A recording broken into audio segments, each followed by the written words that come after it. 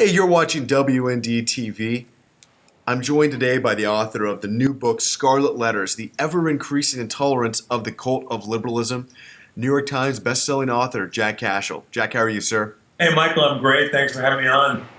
Of course, I want to talk about someone who not only faced the wrath of the cult of liberalism, but he became pretty much the face of so-called cop brutality and why the Department of Justice has pretty much declared war on police nationwide, as we're seeing the federal government now embed themselves with Baltimore homicide police to try and bring some sort of peace to the city streets. And we just saw a white cop blown away by a black suspect in Memphis.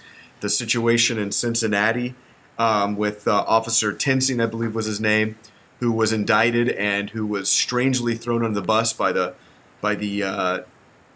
Hamilton County prosecutor, Dieters, who said that it was a quote-unquote chicken stop arrest that he was even arrested for. So we've seen the police basically being attacked by not only the cult of liberalism, but basically just the zeitgeist of the day. And I want to bring up a name that you're familiar with, Darren Wilson. Jackie? Yeah. Just in a way of background, first of all, I came from a police family. My father, my uncle, and four of my cousins are cops. And I live in Missouri. I have very good police connections. And I'll just say, I'll leave it at this, but I've met Darren Wilson. And by the way, he's a great guy. And he did everything right on August 9th, 2014. And he's paying for it with his career right now. Well, it's interesting. Darren Wilson, Jack, is the topic of a long New Yorker profile by Jack Halpern. And I know you haven't read the piece yet, but talk to me about your opinion and just your takeaway from the, I believe it was an NPR interview you heard last night. Yeah, I did, and I have to confess that I don't listen to NPR, but my wife does. And she said, "Oh, they're going to talk to the author of the Darren Wilson piece," because she knew I was interested in the Wilson case. So I turned it on, and this guy sounds exactly like you'd think a New Yorker writer would sound. You know, condescending, elitist, and I talked to some people who knew about the interview, when it was taking place, and that's how they felt about it at the time. They had their reasons for doing it. But nothing about that interview would have shocked them.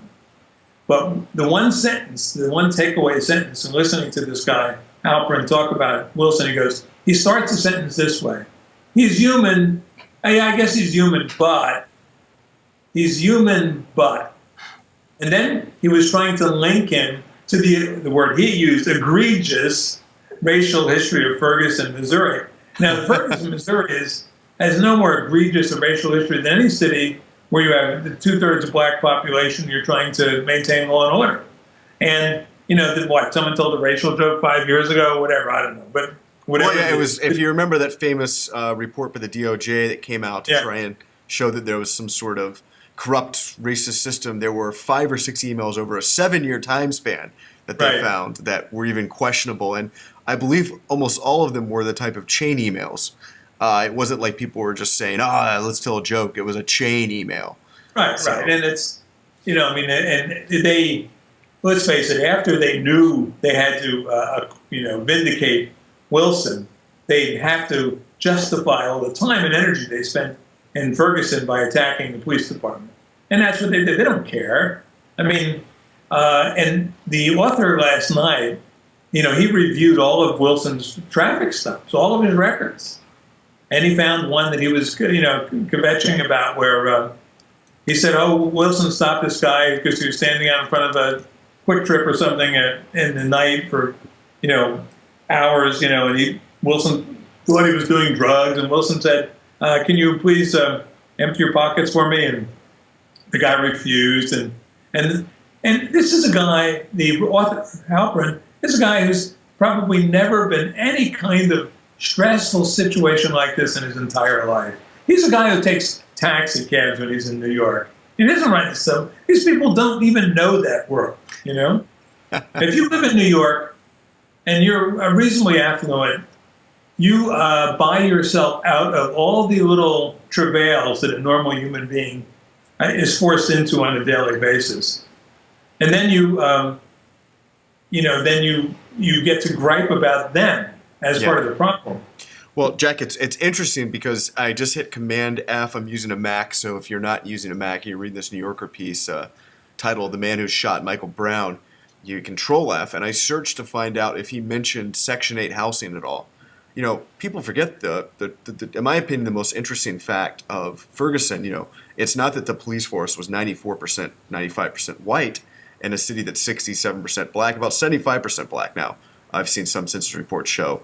But the city was in 1991, you're talking about a city that in 1990 census, it's a 74% white city.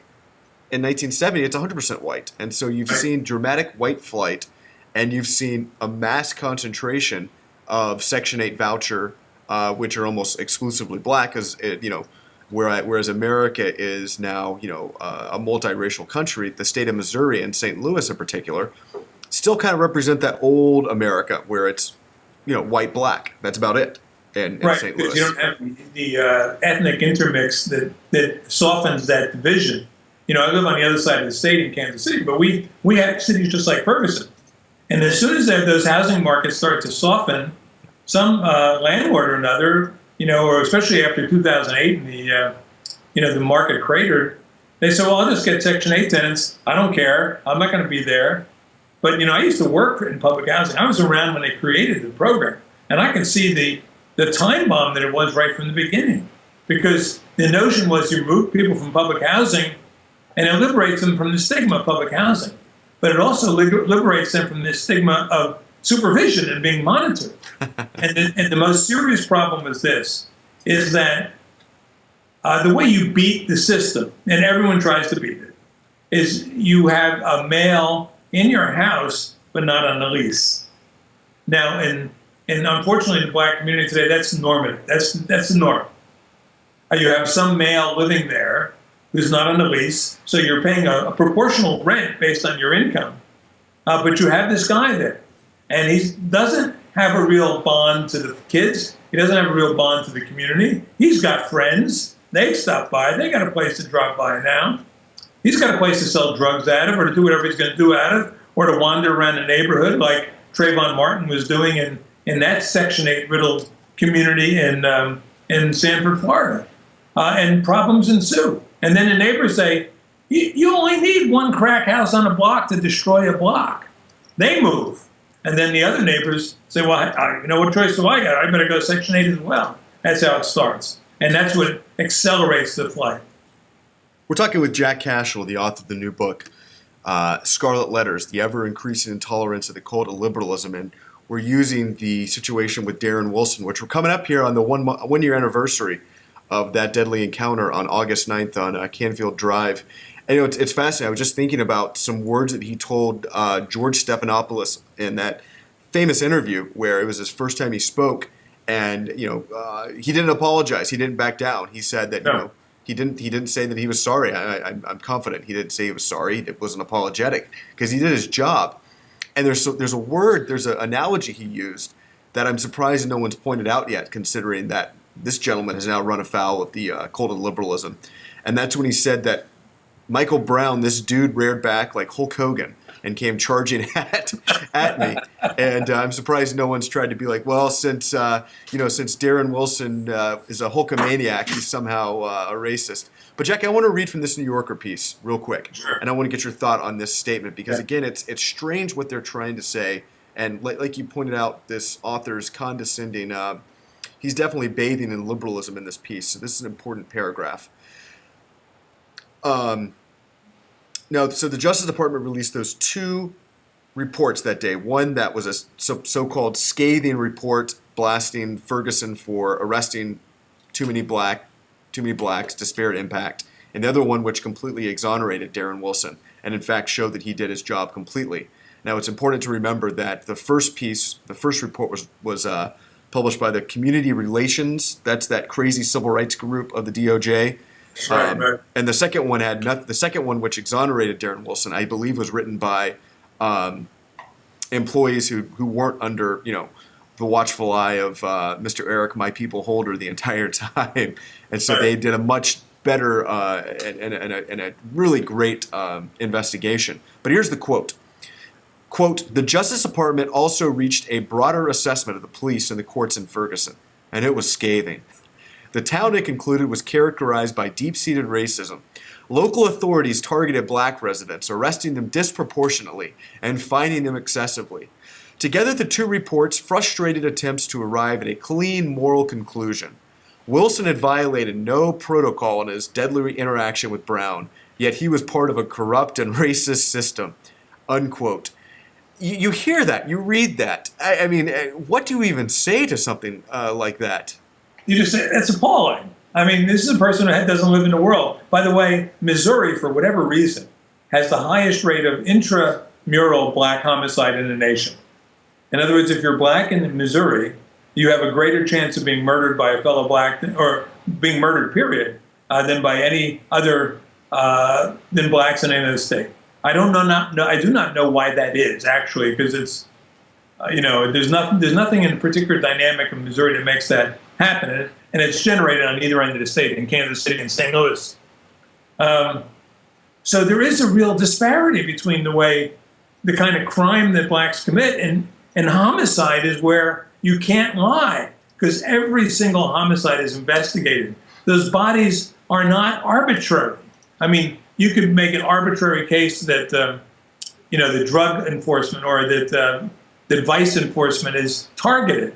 But no one targets homicide for racial profiling. They just pick up the bodies and solve the crimes.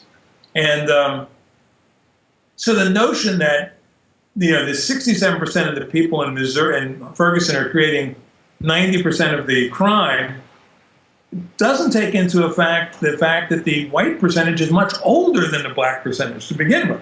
Yep. Or that, unfortunately, people who live in Section 8 housing are much more likely to commit crime than people who have a stake in the community who own their own homes. So the whole report was pre-written, and it's useless, and it's insulting to the police of Ferguson, to the people of Missouri, to the people of America, white and black. Well, you think about the city of New York, and you think about the arrest rates there, and it would probably be worse for disproportionate, considering that I believe New York is about 26 to 27% black, about 33% white, and roughly in between there Hispanic. And I think I've read a couple of reports on gun crime, gun and fatal and non-fatal shootings in New York City, and I believe, if my numbers are correct, it's less than 2% of the gun crime, fatal and non-fatal, is committed by white suspects. The rest, 98%, is committed by black or Hispanic suspects. So, right, and even though Hispanics in New York are no financially better off than blacks by and large, and there's many subsets of Hispanic in New York, there's Puerto Rican, Dominican, etc., that blacks still commit an excessive proportion of the homicide in New York, even though there are just as many poor immigrant groups that are non-black, or that are not African American, I should say. So unfortunately, there's a problem in the culture. We know what the problem is. It's just the generations of fatherlessness, and the feelings of estrangement and hatred that engenders. And we choose to do nothing about it because we're feared of getting that scarlet R slapped onto our foreheads the way, say, Darren Wilson was, or other people have who try to address it. Or Daniel Patrick Moynihan addressed it 50 years ago, the issue of fatherlessness. A prominent Democrat, and goes on to be U.S. Senator, his career was almost killed in the womb for his saying, famously, that fatherlessness is causing problems in this community. And people are still afraid to say it, even though it's become more obvious. Yeah, it's almost, that's a great point. And again, coming full circle to the demonization of the police, there's this idea that's pushed by the levers of media power in New York and television, and also by the Democratic Party now, that police are out there actively targeting innocent blacks, and that accounts for the disproportionate arrest rates, which in a lot of ways is frightening, because you look at Baltimore, where all eyes are still on this just dysfunctional city, which is completely run by black elected officials who are really just watching as the police have pulled back, and the city is now just collapsing into chaos. I mean, I think that people are trying to say that last month was the most violent month in 42 years, but you have to, in terms of like 43 homicides, but you have to factor in that that population had 200,000 plus more people in 1970 when the city had a similar homicide rate. And I mean, at this point, I guess I'd like to conclude this portion of the interview, Jack, by asking a question. You know, Darren Wilson did his job, and he was thrown under the bus. He can't be a cop anywhere again the rest of his life. Certainly not in Metropolitan Missouri. You know, the Metropolitan St. Louis. Exactly. These 6 officers, 3 black, 3 white, who are now indicted and probably living in fear wherever they are in Baltimore. They can probably never be cops after this, even though they're arguably going to be acquitted. They're going to walk. Right. What value does being a cop have at this point in America? Well, cops are asking themselves that question. And I was speaking to a friend of mine whose daughter I was talking to her. In fact, she's about 25 years old. She's been on a large metropolitan police force for 2 years. I don't want to give too much away. And she's already twice been in a position where she almost had to shoot a black person. That's how close she came. And every cop in America who's in that position now is thinking, even before they get into that position, do I want to be in this position? So if they see something going on down the street and they can look the other way, they may look the other way. They certainly don't want to put themselves in harm's way unnecessarily. You're not going to see that kind of proactive policing that made New York, under the Giuliani-Bloomberg years, just a marvel of efficient police work.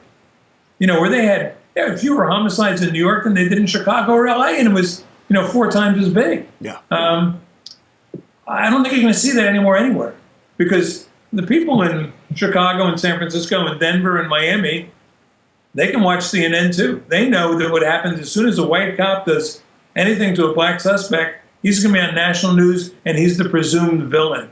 He's got that scarlet R slapped on his head before the first police report is written, And so they get arrested for a homicide like the guy in Cincinnati, which is outrageous when you see that incident. And the prosecutors turned against him because they don't want to get slapped with a scarlet R. They're trying to avoid it. The news media are trying to avoid it. So they'll settle for a victim. They'll settle for someone who will take it on the chin for them, and then they can walk away and feel good about themselves. Hey, we've been talking with Jack Cashill, the author of the new book, Scarlet Letters, The Ever-Increasing Intolerance of the Cult of Liberalism. Jack, once again, thank you for your time. We'll look forward to talking to you again soon. Hey, Michael, thanks. Come on up sometime. We'll talk to you.